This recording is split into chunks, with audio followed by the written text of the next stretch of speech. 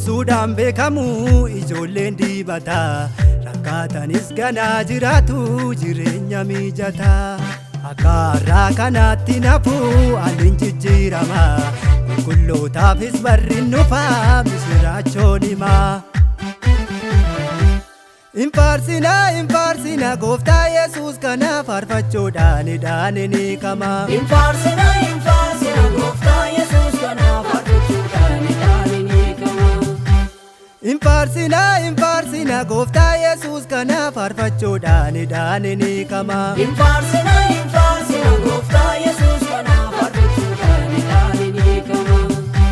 Faarfachuudhaan ni kama, lallabuudhaan ni kama, waaqessuudhaan ni kama, shubbisuudhaan ni kama.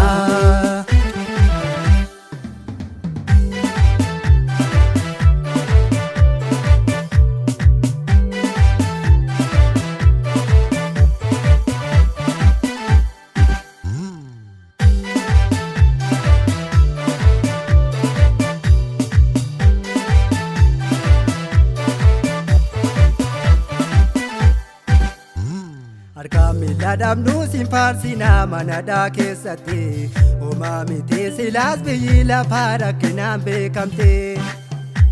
Hidhaan miila keenyaas hin ciccitaa balballuun baanamaa, utuu nu faarsinuu nurraan nufaa fureen ilmaa namaa. Hidhaan miila keenyaas hin ciccitaa balballuun hin baanamaa, utuu nu faarsinuu nurraan nufaa fureen ilmaa namaa.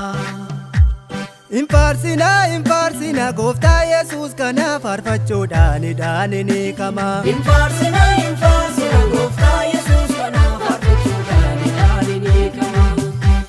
Hin faarsina gooftaa Yesuus kana faarfachuudhaan ni kama. Hin faarsina gooftaa Yesuus kana faarfachuudhaan ni kama.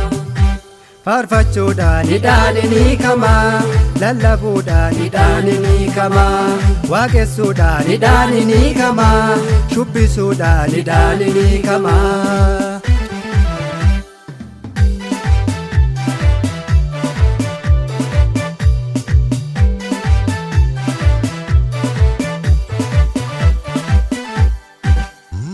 Gadii qabaanis gannuun teessisuu wangeela lallabnaa, hundee garaa jissuu tokkummaadhaan wal bira dhaabbannaa.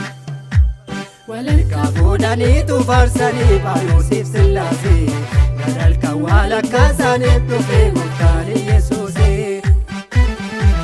Walharkaa fuudhaniitu faarsanii Phaawulosiif Sillaasee, gadalkan walakkaa isaaniif dhufee gooftaan Yesuusee.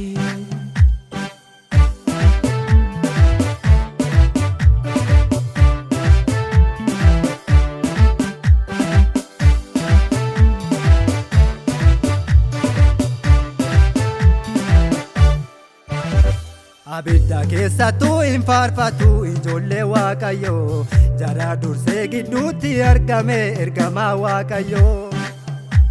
Baay'ee gammadanii gaafa arganii wayyaa calaqqisaa, har'as namni Waaqaa kumaatamaa afaan qabachiisaa.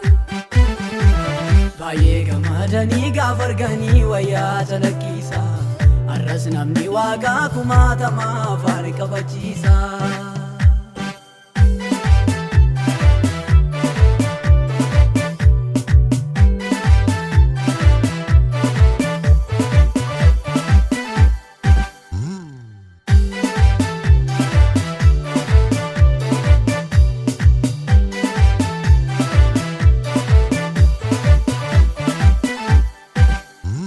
Itti fufinsaan waaqeffamu namni to'annuufini, boris darbinee ganaaf faarfanna ergamoota wajjini.